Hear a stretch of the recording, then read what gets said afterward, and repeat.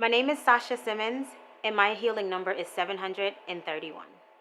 My healing process took me 731 days, and it was hard. It was painful. 731. What is 731? So 731 is the number of days that it took me to go through my healing journey. And this was a process that was full of anguish and pain. It was difficult. It was hard. There were a lot of tears. There was a lot of me spending time alone, being silent, rediscovering myself, rediscovering the things that I liked. So that is what that is what the number 731 represents. 731 as a whole encourages and promotes emotional healing and emotional power and emotional strength. All too often we go through life suppressing the things that our emotional being is dealing with and ignoring it, and we're feeding it with all sorts of other things. We're feeding it with alcohol. We're feeding it with sex. We're feeding it with various distractions so that we don't have to deal with what's really inside. But if you don't deal with the things that's inside of you, if you in fact do not become whole, you will never elevate to your highest self. You will never exist in the fullness of your being. And so I express how I went on this journey from broken to whole. And I realized that broken is such a harsh word and people don't like to talk about it. But that's what healing is. It is talking about the things you don't want to talk about. It is addressing the things you don't want to address. It is dealing directly with the things that's hurting you deepest and the things that's hurting you most. That is the only way, I promise you, the only way to heal. The only way through the pain is to feel the pain. I first knew that I was broken when I realized I had checked off all of the boxes. I had done everything. I had gone to college. I studied abroad. I had great friends. I had a great job. Everything seemed perfect in my life, but I did not have fulfillment. I remember feeling alone, feeling lost, feeling consistently confused, and not like I was accomplishing what I wanted to accomplish. And those times where you're in your space alone and when you're feeling lost, they can feel very, very lonely. And I'll never forget, I had just moved to Phoenix, and I talk to God regularly. Like, that's my thing. And I was talking to God, and I said, God, I feel lonely. And this was the first time that God ever spoke back to me. And what I received, the message that I received was that you're not lonely. What you have is peace. And it made me realize that I didn't understand the difference between being lonely and having peace. When did I realize I was whole? This is like my favorite question, because what we have to understand is becoming whole is a journey, like it's a continual journey, and you get better as you progress and you get better as you recognize things. And so there are symptoms of brokenness, and they're easily identifiable.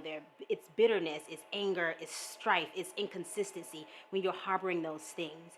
And so for my 30th birthday, I spent 10 days at a meditation silence retreat camp in California where I couldn't talk, I couldn't write, I couldn't do anything. I just had to meditate for 10 days straight.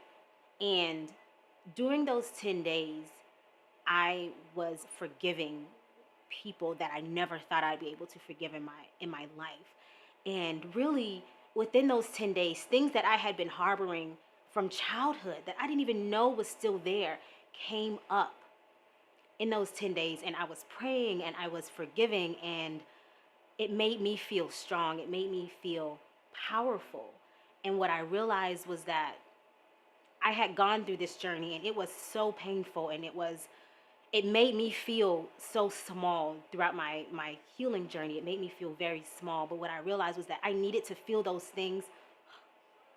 I needed to feel those things in the moment, because that was my journey to becoming whole. And that was the things that I needed to experience and the things I needed to go through to become whole, to heal and to forgive and to learn to love myself and to love who Sasha is and what Sasha can give to the world. I think I want to delete that one. Nope. I want to cry. You have to be careful of the people and the things that are associated with you when you're healing. Having said that, it is also equally important to listen to your body when it's telling you, to your emotional being. And you'll have these feelings, you'll have these vibes that a lot of time we just ignore. When you said to yourself, oh, I knew I had this feeling for a reason, or I thought that, your body is telling you something and you're not listening.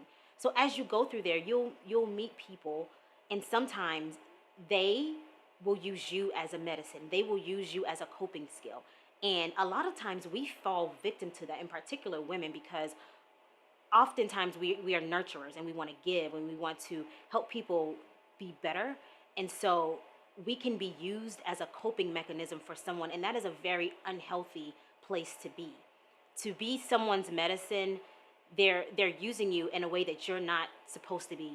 You're not meant to be used, and they are trying to have you, in a sense, complete them. They're trying to have you soothe the pain that they're experiencing, and so that they don't have to feel the pain. That's effectively what is happening. And you are not their medicine. And the other person, it goes back to you as well. The other person is not your medicine. So it's not okay for you to use someone and say, oh, I just need this person to complete me. If you need someone to complete you,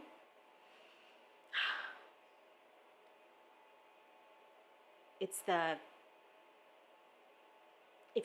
you feel like you need someone to complete you, you're not whole. I came out on the other side, and I have a great story. We're gonna dig deep inside of you and find that power that's within you.